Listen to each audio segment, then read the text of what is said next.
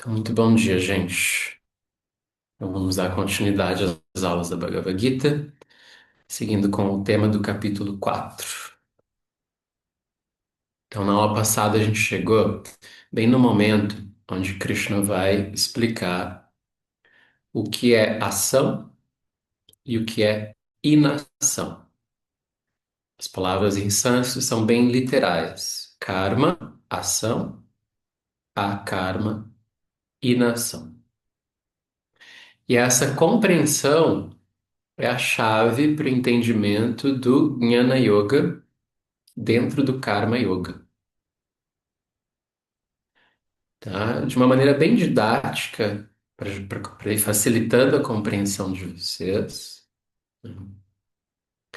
Pensem que o Karma Yoga ele tem uma relação um pouquinho mais direta com a ação, o Jnana Yoga com a inação.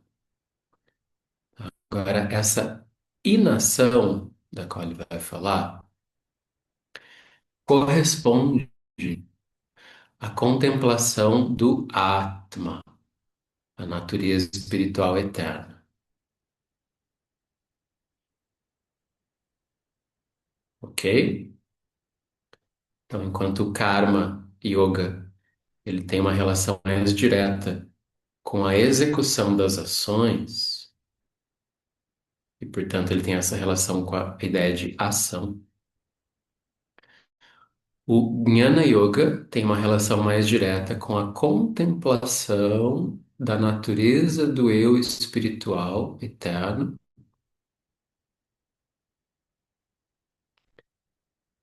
e portanto ele é esse aspecto de inação por detrás da ação.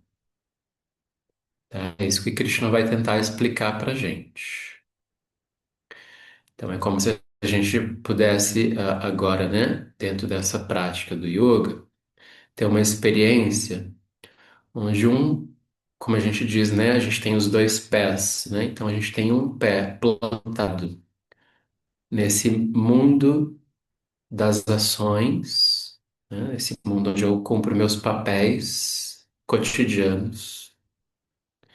E ao mesmo tempo em que eu faço isso, eu tenho meu outro pé plantado na percepção da eternidade, na percepção daquilo que é absoluto, na percepção daquilo que está para além de todos os papéis que eu exerço nessa vida,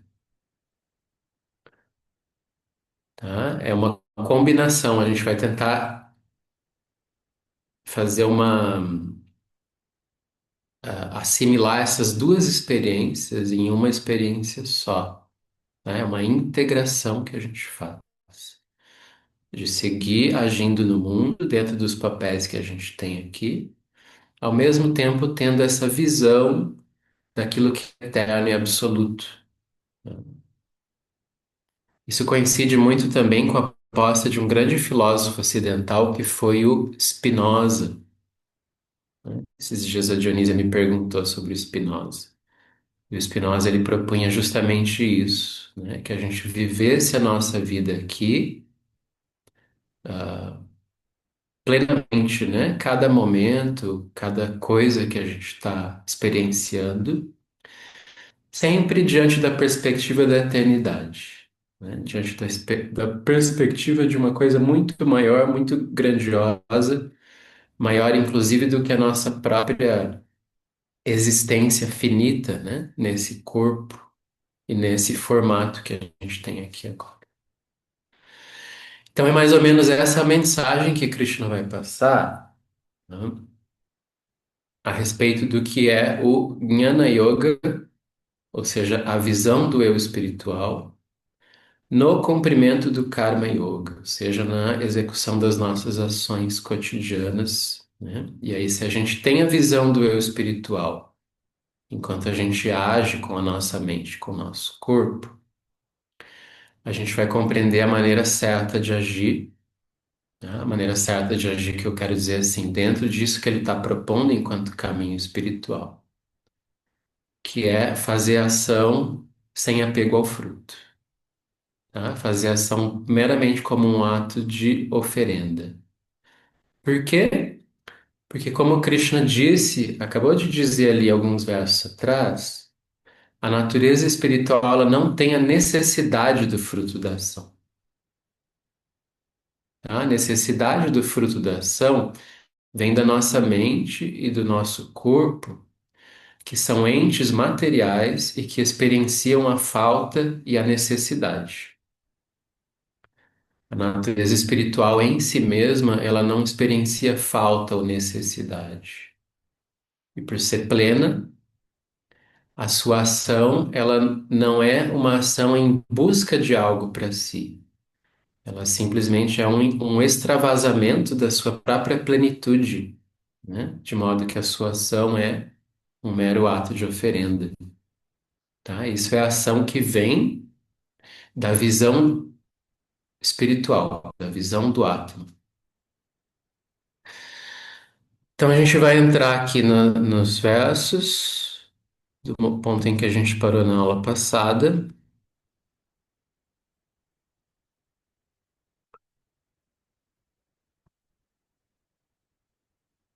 que foi justamente o verso número 16.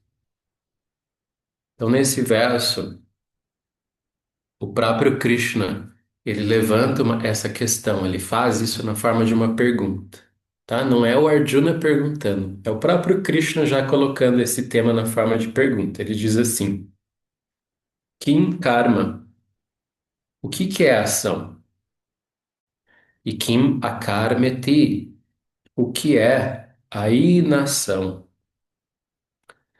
E aí ele diz: mesmo os sábios se confundem quanto a isso. Tá? Então não se preocupem se a gente aqui continuar se confundindo em relação a isso. Tá? Ele está dizendo, mesmo os sábios, tá? São chamados de kavi, né? Os kavayas, eles se confundem em relação a isso. Então não esperem que a gente vai compreender isso assim de imediato. Tá? Mas aí Krishna diz: eu declararei a você esse tema, esse assunto da ação e da inação. E que por conhecer isso, você estará livre do mal, tá? Você se libertará do mal. Então, essa é a frase que Krishna formula aqui. A partir dessa frase, então, entra esse tema, tá? Da ação e da inação. Agora vamos ao verso 17. Então, ele expande isso para três conceitos agora, tá? Não mais só ação e inação, ele inclui mais um, que é o vikarma, tá? Que são as diferentes formas de ação. Vamos ler o verso? Então ele diz assim, ó: pois há o que deve ser compreendido na ação. Então essa é a primeira frase em sânscrito, tá? Vejam aqui, ó. Bodhavyam vem da palavra buddhi. Todo mundo lembra o que significa buddhi? É aquela parte da nossa mente que está mais diretamente ligada ao conhecimento, à discriminação, à sabedoria, à clareza. Então, Bodhavyam é aquilo a ser compreendido no karma, na ação. Em seguida, ele diz: igualmente, ao que deve ser compreendido nas diferentes formas de ação, que são chamadas aqui de vikarmas. Tá? E aí depois ele diz, e também ao que deve ser compreendido, tá? Veja que essa palavra Bodhavyam se repete três vezes aqui, ó. Então também o que há de ser compreendido no akarma, na inação. E aí ele conclui esse verso dizendo, Gahana karmano gatihi. Ele diz assim, ó, intricado, complexo é esse caminho da ação. Tá? Então ele vai trazer a explicação do que é o karma, ação, do que é o vikarma, que são as variedades de ações, e a karma, a inação.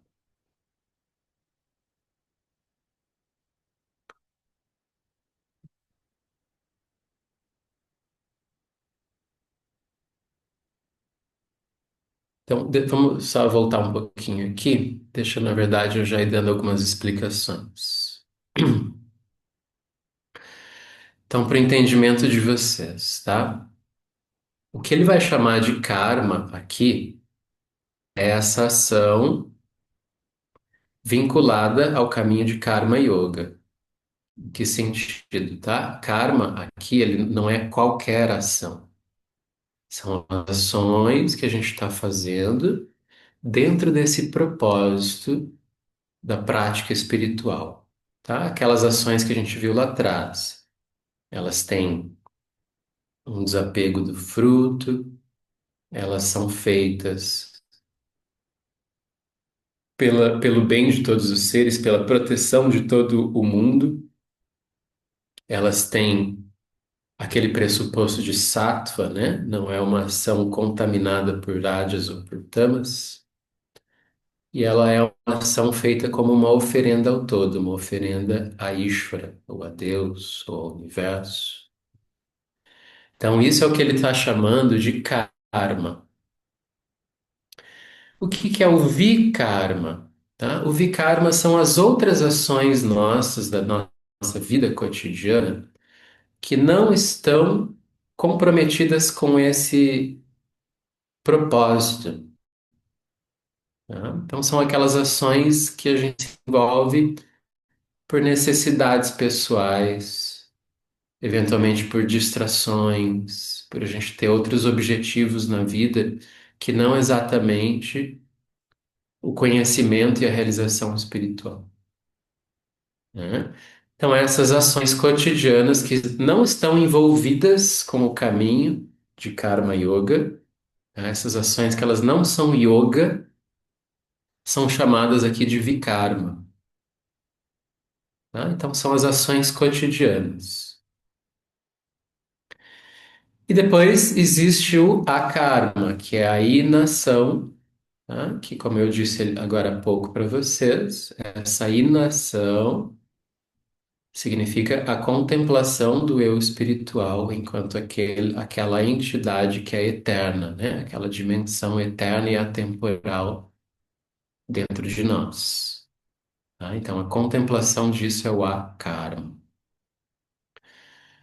Muitas vezes, a contemplação desse eu espiritual, tá? Dentro do caminho de yoga, ela se dá em estados meditativos, em que a própria ação do corpo e da mente, elas são suspensas temporariamente. Tá? Vocês sabem que no caminho de yoga, muitas vezes a prática da meditação, ela envolve isso, né? Um repousar do corpo, uma, um aquietamento, né? Um abrandamento do fluxo respiratório e um aquietamento dos chitta vrittis, das ondas mentais. Então, é quase como se a gente conseguisse levar a Prakriti, a nossa natureza material, né, que é corpo, respiração e mente, para um estado de repouso temporário. Porque nesse estado de repouso temporário, a gente consegue ter um vislumbre melhor da natureza do eu espiritual.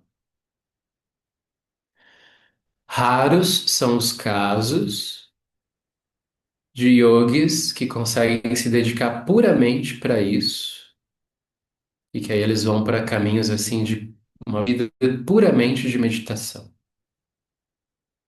Esses são casos raros e não é o que Krishna está apresentando aqui na Bhagavad Gita, tá? Krishna está apresentando aqui uma maneira da gente poder contemplar a natureza do eu espiritual e trazer essa percepção para a nossa vida cotidiana que é feita de ações.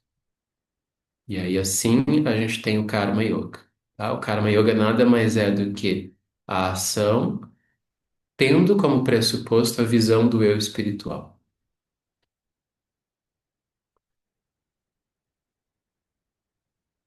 Por isso, Krishna diz aqui no verso 18, olha só o que que ele diz. A pessoa que vê inação na ação e também ação na inação, essa é sábia entre os seres humanos. Então, olha só, pashyet, tá? O verbo pasha quer dizer ver, enxergar.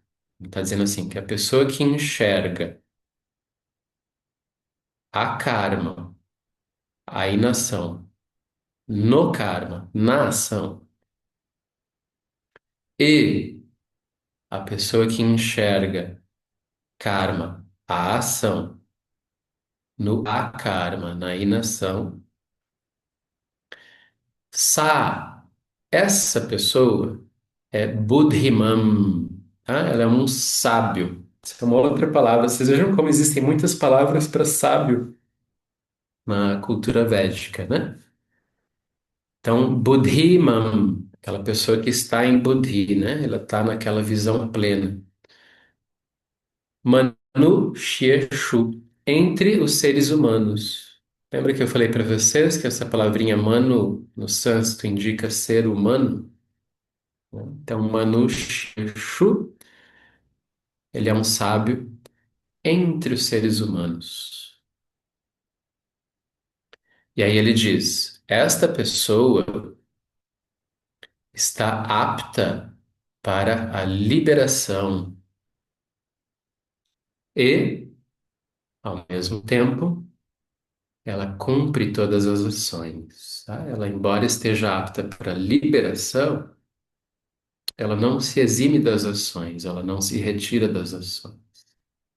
Ela cumpre as ações, entendendo a presença do eu espiritual nelas, ou seja, percebendo a inação por detrás das.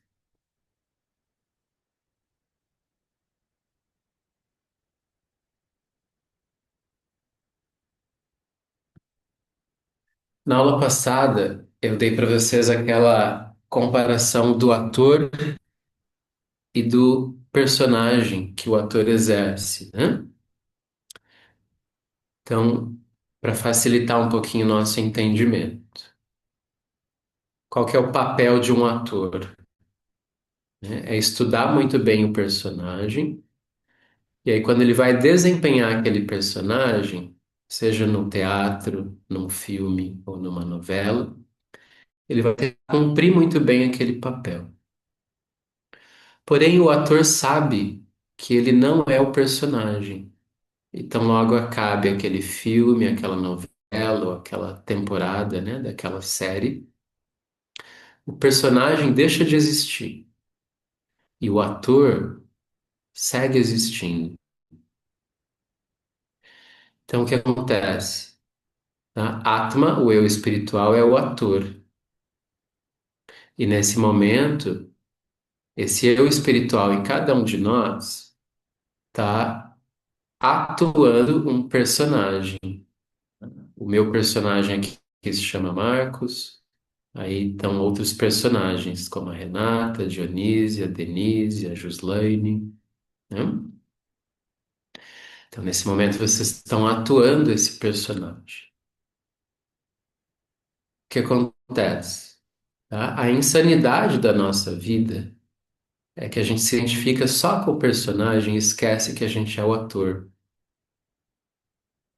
Quando a gente pensa, né, em termos da vida, né, dos atores, seria uma insanidade que um ator se confundisse com o papel que ele exerce. Né? Ele vai estar sempre lembrando, isso aqui é um papel que eu estou exercendo, é só um personagem, eu mesmo sou o ator. Né? Mas a insanidade da nossa vida é que a gente se identificou com o personagem e a gente se esqueceu do ator que está ali por detrás.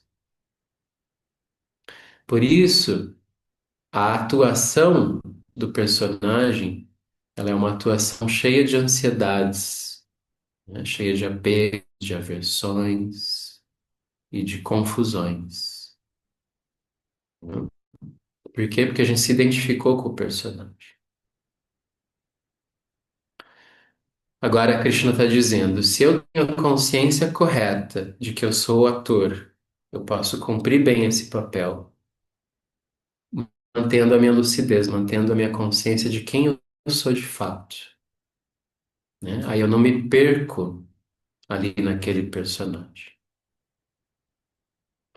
Isso é ver a inação na ação, a ação na inação. Tá? Então, eu estou aqui agindo o personagem, mas eu estou lembrando, eu estou percebendo que eu sou aquela consciência pura, não condicionada do ator, né? Que é anterior ao personagem.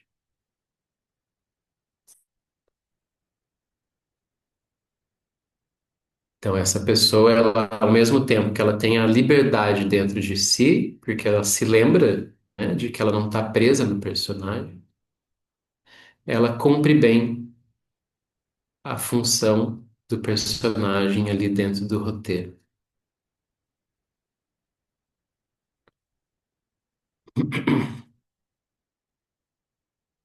E aí, então, vamos mais um verso.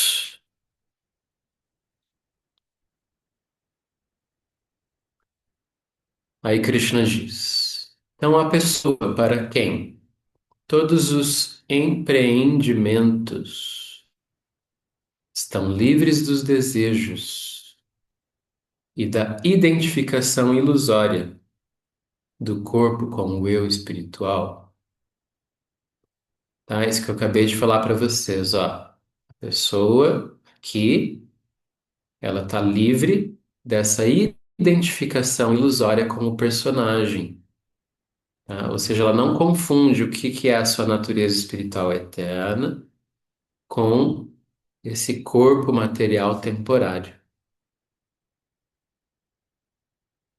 O termo para essa identificação ilusória, que é a confusão, né, entre o que é o eu espiritual e o que é o corpo, aqui é chamado de sankalpa, tá?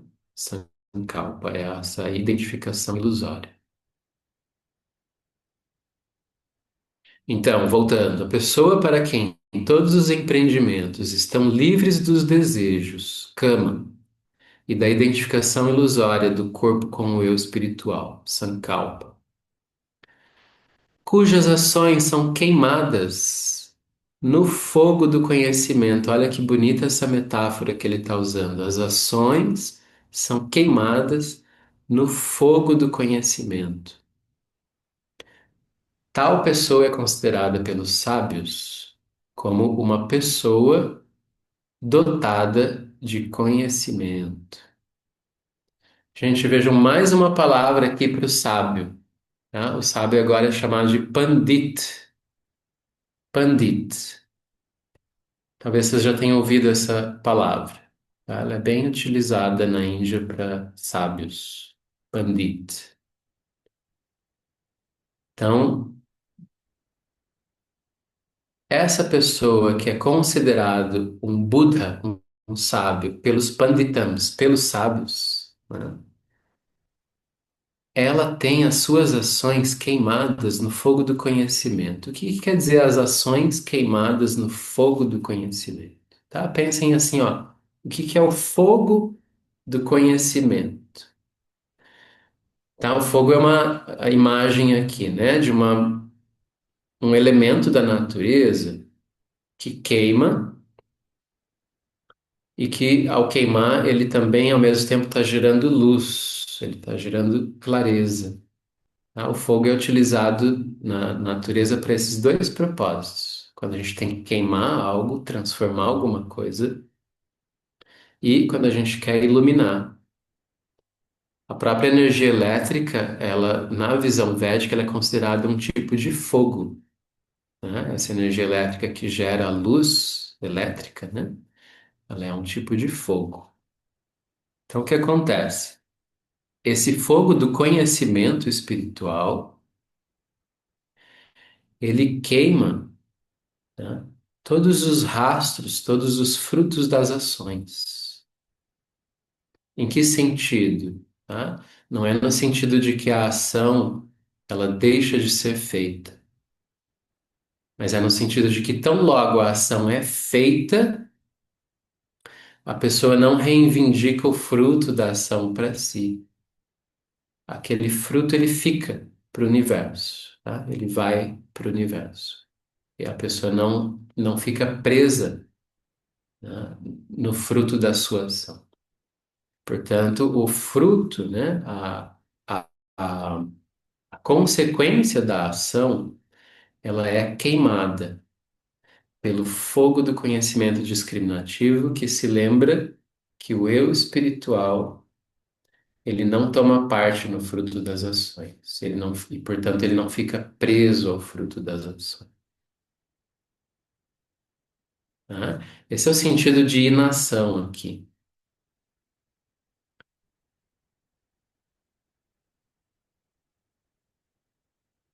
Então, vamos só ler mais uma vez esse verso e a gente fecha aqui por hoje. Então, ele está dizendo isso, ó, a pessoa para quem todos os empreendimentos, ou seja, essa pessoa para quem todas as ações que ela faz estão livres de cama, do desejo e da identificação ilusória, do eu espiritual, que é a sua natureza essencial, né? Com esse personagem temporário que se apresenta na forma desse corpo e dessa mente. E que por causa disso, as suas ações estão sendo queimadas pelo fogo do conhecimento, tal pessoa é considerada pelos sábios como uma pessoa dotada de conhecimento. Ela é um Buddha. Tá? A palavra Buddha significa isso, né? Dotado de conhecimento.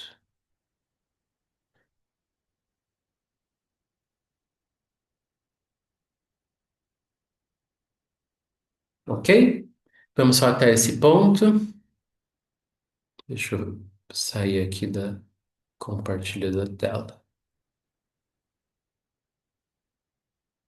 E aí, gente? Esses dias, quem que foi que me mandou? A Fátima mandou a pergunta, né? Fátima, tá ajudando a clarear a tua dúvida sobre o que que é essa ação e inação?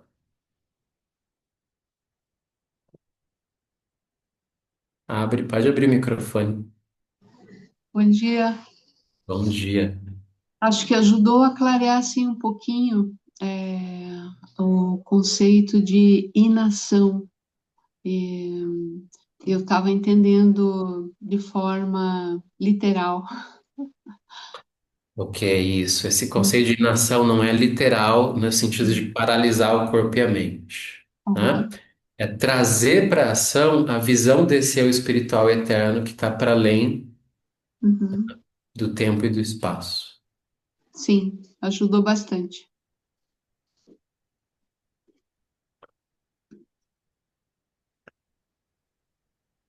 Mais alguma questão, gente?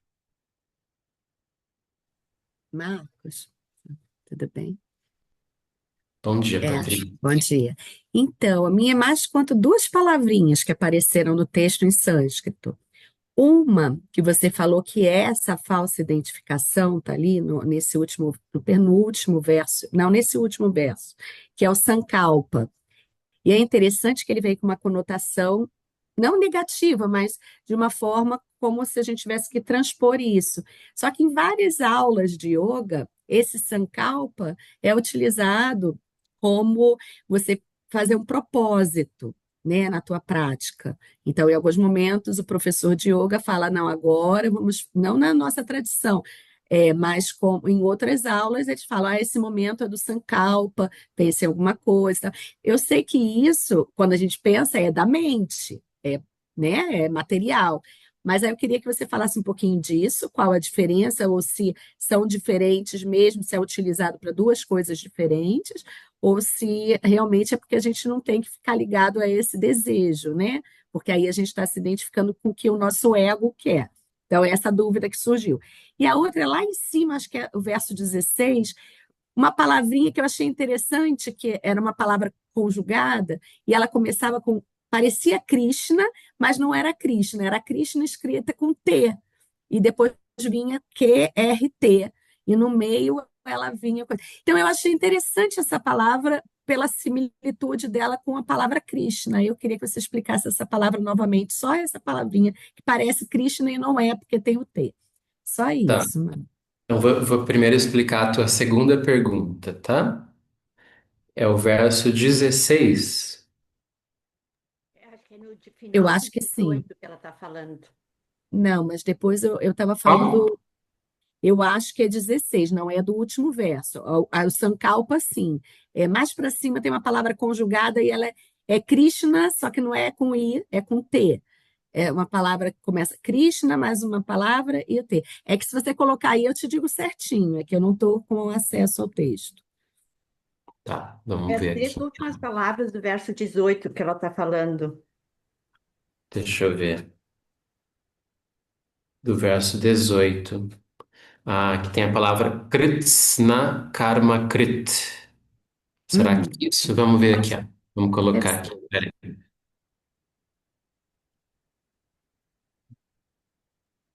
Vamos ver aqui. Ah, tá, porque eu 19, tá. Deixa eu rolar aqui, ó.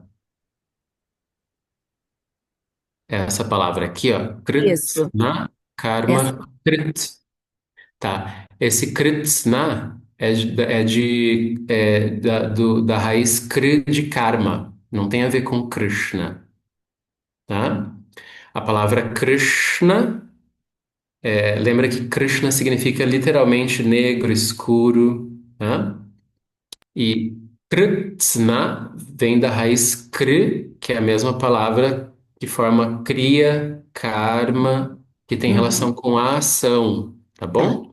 tá bem. Então, é Era uma só uma curiosidade. conjugação dessa palavra ação, Uhum, tá bom, era só tá para bem? curiosidade. Obrigada. Esse termo kritsna karma, krit, tá? São três formas da palavra karma, da palavra ação, que quer dizer que essa pessoa, ela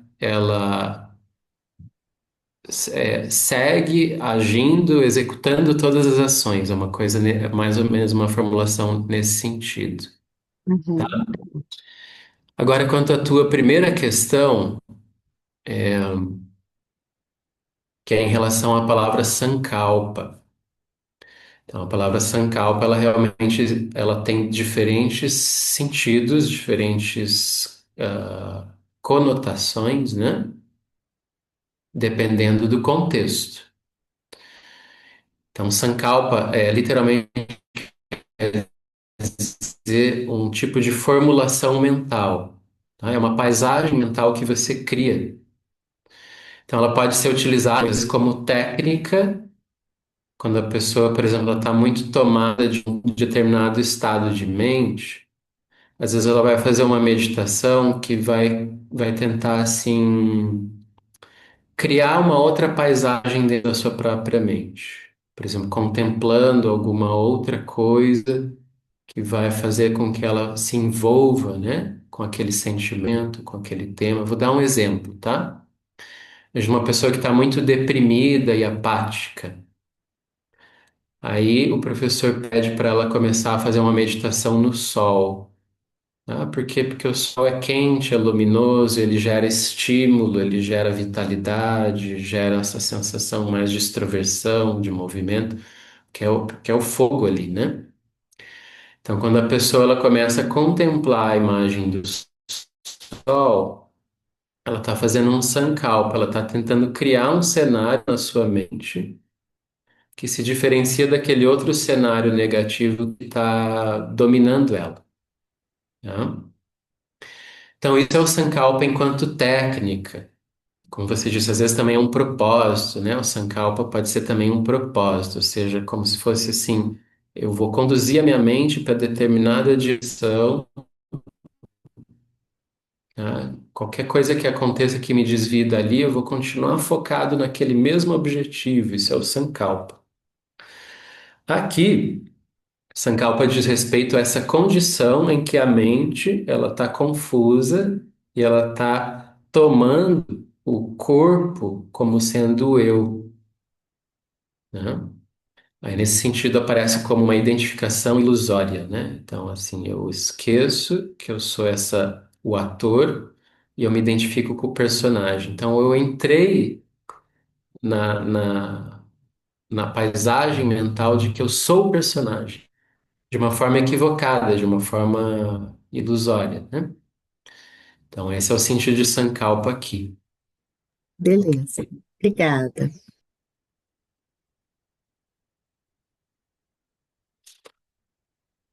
Só mais uma questão, se alguém tiver. Só dúvida, o Pandi é o Opanda? Oi? O Pandi, lá que você falou que é sábio, a palavra Pandi, como sábio, é aquela que o Arjuna ou o Krishna fala Opanda no Não, texto? Não? não, Não? não, Ah, não. O Pandu é o nome do rei, que era aquele pai simbólico, né, do hum, Arjuna e dos seus irmãos.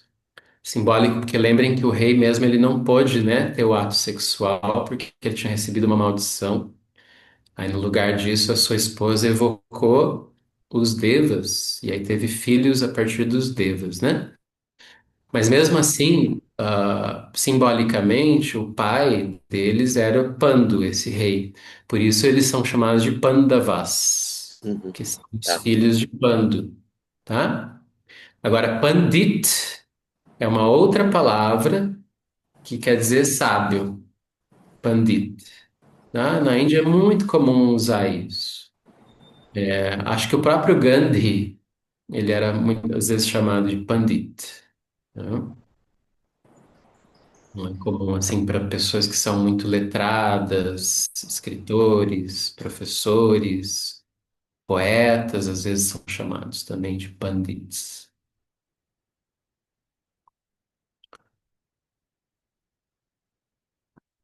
Ok, gente. Marcos, deixa eu te Diga. perguntar o seguinte, na questão da ação e da inação, o fato da pessoa ela executar as ações, mas executar ações com compaixão, isso já traz um pouco, eu não seria exatamente a inação, mas já é uma ação diferenciada, certo? Já é alguém que lembrou que não é simplesmente um ser físico, né, que tem um algo mais. Isso já seria um começo para você estar entrando para esse Sim, caminho. sim, sim.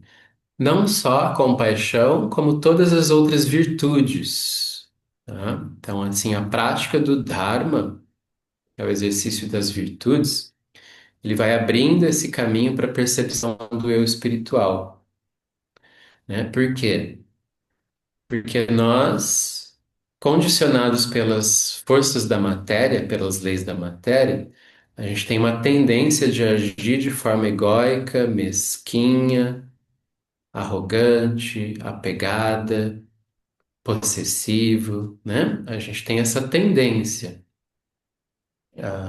O fato da gente ter um corpo com necessidades físicas, né, e uma mente com uma identificação egóica nos leva para isso. O que começa a mudar esse rumo é a gente fazer aquele esforço de ir para Buddhi. Lembra que Krishna fala lá no segundo capítulo, né? Ele vai falar que a gente tem que fazer esse esforço de ir para Buddhi, desenvolvendo essas virtudes, tá? Que aí a primeira virtude que ele fala lá é Titiksha, que é aquela capacidade de ficar equânime diante do prazer e da dor, do agradável, do desagradável, do infortúnio ou do sucesso, né? Essa é uma primeira. Depois, logo em seguida, ele fala sobre Samatvam, que é manter a equanimidade da mente, né? E depois ele vai falar sobre muitas outras virtudes. Mais à frente ainda, ele vai trazer assim uma lista enorme de virtudes, entre elas a compaixão, entre elas esse respeito por todos os seres. Ele vai falar sobre paciência, ele vai falar sobre caridade, ele vai falar sobre veracidade, vai falar sobre desapego. Então, tem uma série de virtudes. Todas elas precisam ir sendo praticadas, né? Porque elas vão nos aproximando, é como se fosse uma escadinha, né? A gente vai realmente saindo daquela condição mais instintiva, vamos dizer assim, né? Egoísta. E aí a gente vai se aproximando mais do que seria essa natureza do eu espiritual através da prática do Dharma e das virtudes, né? Então, sim, esse é o nosso exercício. Porque eu penso que as nossas ações, a gente fica meio que condicionado, né? A nossa mente, ela fica condicionada a ter certas reações. E aí, se a gente conseguir condicioná-la para para uma ação um pouco melhor, É isso, da mesma exatamente. forma que ela está condicionada a simplesmente reagir de forma instintiva, digamos assim, né? Aí você tentar fazer disso um condicionamento no início vai ser uma coisa assim, meio que você vai ter que dar uma forçada, né? Não é uma coisa natural, até que ela se torne natural. Exatamente, tá? A implantação das virtudes se dá via condicionamento. É prática, esforço, repetição, é assim mesmo. Não é uma coisa espontânea que aparece assim só porque a pessoa é muito bondosa naturalmente. Ela vai ter que fazer um treinamento para poder adquirir essas características. E isso Poder, realmente é o principal, tá? Essa é a parte mais palpável realmente desse caminho espiritual. É a gente ter ali clareza sobre as virtudes e fazer um exercício de treiná-las, de desenvolvê-las, né? aplicar, né? Porque a teoria todo mundo tem, né? É difícil alguém que não tenha hoje a teoria, né? A não ser que a pessoa esteja muito fora, claro, né? Tem pessoas que nem sabem, nunca nem ouviram falar dessa história de caminho espiritual. Eu acredito que tem, pelas ações que a gente vê aí. Mas muitas pessoas têm teoria. E eu acho que está ficando muito só na teoria, a gente não está conseguindo. Eu, pelo menos, eu vejo dificuldade de você trazer isso para a prática, para o dia a dia. Fala, poxa, tem tanta teoria, tem tanto conhecimento, estudou tanto. Chega na hora, na hora da ação, não fica tão Sim, bonito. Mas tá bom, é, eu entendi. Obrigada. é isso aí, realmente. A gente tem que ir tentando trazer a teoria para a prática, né? E a gente vai ver que, assim, para nós aqui que temos, às vezes, um contexto de vida favorável para os estudos, às vezes você até consegue acumular uma quantidade grande de teoria muito mais rápido do que de fato você consegue ir se treinando na prática dessas coisas, né? Então, é normal, é assim mesmo. Mas o nosso foco é Mas sempre trazer. o perigo é você se confundir com a teoria, né? Você achar que você tem a teoria, você já é aquilo. Só que Pois é, não, né? aqui não. Exatamente. Ok, gente. Então, concluímos por hoje. Abraços, então. Uma boa Obrigado. semana. Obrigada, Marcos. Tchau. Obrigada. Obrigada. Tchau. Bom Boa, dia. boa semana.